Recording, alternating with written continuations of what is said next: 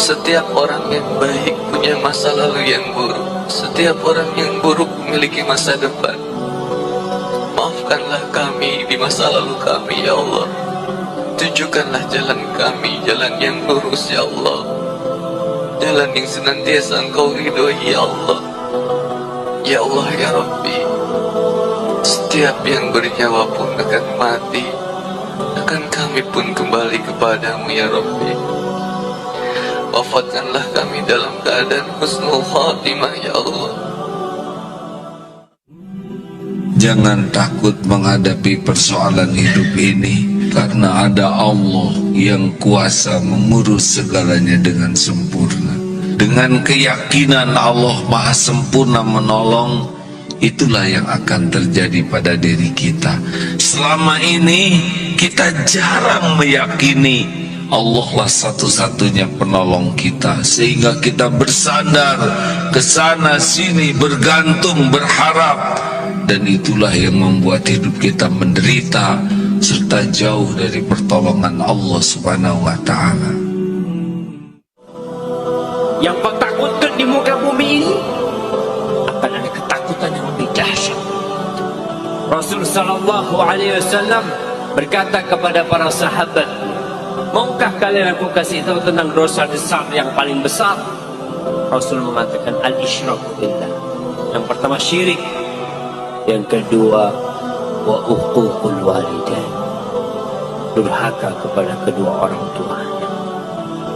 Nabi SAW berpesan khusus untuk itu. Beliau mengatakan Allah mengharamkan kepada kalian durhaka kepada ibu kalian.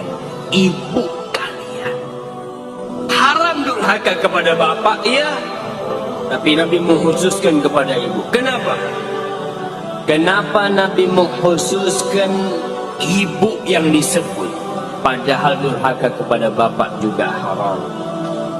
Karena ibu kita memiliki kehormatan yang lebih tinggi di atas bapak kita. Gagalnya orang ketika dalam perjalanan hijrah itu disebabkan karena apa? Tulul amal, panjang angan-angan, merasa bahwasanya umurnya masih panjang, merasa bahwasanya kesempatan dia masih sehat. Kemudian dia terkena panah beracunnya iblis, yaitu taswif. Taswif itu apa? Taswif itu adalah mengakhir-akhirkan taubat. Karena apa? Merasa bahwasanya umurnya itu panjang, padahal dia lupa taubat kita tidak menunggu ajal kita. Pacaran sebelum akad nikah, pacaran haram. Dan pacaran sebelum nikah tertuju kepada perzinahan.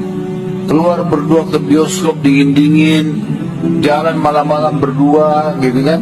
Yang lucunya orang tuanya pamit, ya om, ya silahkan. Silahkan apa? Silahkan zinai anak saya. Laki-laki datang terus jemput, sama-sama pulang jam 12 malam. Oh nggak apa-apa. Nggak apa-apa gimana? Nggak boleh sama sekali, haram. Dalam bergaul kita terapin dua standar sikap. Gimana cara kita bersikap ke orang lain, gimana cara kita ngerespon sikap orang lain kepada kita. Itu dua standar yang berbeda, jangan disamain dan jangan dibalik. Kalau sikap kita ke orang, maka sikap yang paling baik kita tunjukkan itu adalah sikap empati. Dalam bahasa Arab itu disebut dengan ra'fah. Apa itu ra'fah? Pengertian. Ra'fah itu jaga perasaan. Ra'fah itu nggak pengen ngerepotin. Ra'fah itu nggak pengen nyakitin. Ra'fah itu nggak pengen nyinggung. Ra'fah itu nggak pengen ngebebanin. Itu sikap kita ke orang lain. Ini yang diajarkan Nabi SAW kepada kita. Tapi kalau orang ke kita, sikap kita adalah syarhus sadar. Apa syarhus sadar? Lapang dada, legowo kalau kata orang Jawa. Allah berfirman, وَمَنْ أَعْرَضَ عَنْ ذِكْرِي فَإِنَّ لَهُ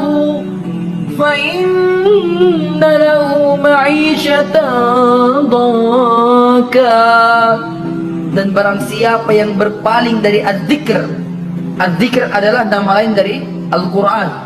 Siapa yang berpaling dari Al-Quran, tidak membacanya, tidak mempelajarinya, sudah memiliki potensi mendakwahkan Quran, namun tidak mau mendakwahkan Al-Quran, padahal aturannya sudah jelas dari Nabi, ballighu anni walau ayat, sampaikan dariku meskipun cuma satu ayat, faham satu ayat, sampaikan. Sebatas ilmu yang kita miliki, tidak belajar Quran, tidak baca Quran, tidak dakwahkan Quran, tidak amalkan Quran, tidak tunduk dengan hukum Al-Quran, fa inna lahu ma'isyatan dhanka, kata Allah, maka baginya Allah memberikan kehidupan yang sempit di dunia ini. Yang paling layak dicintai dalam hidup kita itu pertama Allah, kedua Nabi, ketiga orang tua, keempat adalah pasangan dan keluarga kita, qurrata ayun. Kalau yang belum punya minimal 3 dulu lah, Allah, Nabi, dan orang tua. Itu urutan, ini bukan acak, urutan. Jadi kayaknya nggak fair kalau kita cinta banget sama orang tua kita, tapi ke Allah Rasulnya tuh kayak nggak ada greget-gregetnya, biasa-biasa aja. Giliran nama Allah disebutin biasa aja, nggak ada rasa wajilat qulubuhum. Nah ini kayak nggak fair menurut saya. Belajar deh, pelan-pelan dibangun itu takjub sama Allah, ingat betapa baiknya Allah sama kita. Takjub sama Nabi, ingat betapa baiknya Nabi sama kita.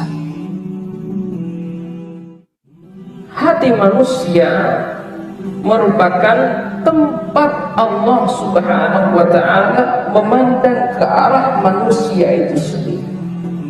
Jadi Allah Subhanahu wa ta'ala tidak melihat fisik manusia, tidak melihat bentuk rupa manusia sebagus apapun rupa itu. Allah juga tidak melihat bentuk fisiknya yang bagus, tidak. Silahkan antum, baik ikhwan atau akhwat, memperindah fisik, tetapi sekali lagi Allah tidak lihat anda tampan, Allah tidak lihat bentuk tubuh anda seperti apa, itu tidak dilihat oleh Allah. Tetapi yang Allah Subhanahu wa ta'ala lihat dari seseorang apa? Yang Allah lihat dari seseorang adalah hatinya. Ahwat, seandainya engkau mengatakan semua laki-laki sama, mohon maaf, kami berbeda. Seandainya laki-laki yang kau idamkan adalah seperti pria Korea, tinggi, semampai, tampan, putih, tarang daerah, rambutnya Masya Allah, buuk di bereman, hutu di pehelan, benget di bodasan, hari beheng hidung, ketahuilah, kami memang tidak tampan, tapi setidaknya kami memiliki iman, yang dengan iman itu kami akan menghantarkan kau bahagia dunia dan akhirat.